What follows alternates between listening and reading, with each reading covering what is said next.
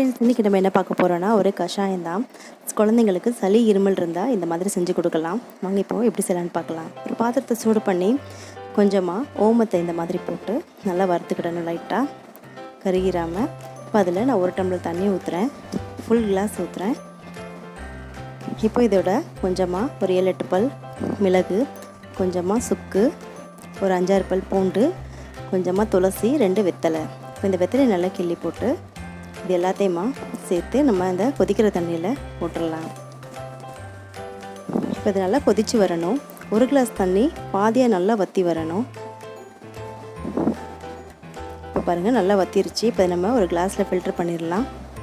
பாருங்கள், அந்த கலர்லாம் நல்லா சேஞ்ச் ஆகிருக்கு. இப்போ இதை நம்ம ஒரு சங்கில் ட்ரான்ஸ்ஃபர் பண்ணி கூட கொடுக்கலாம்.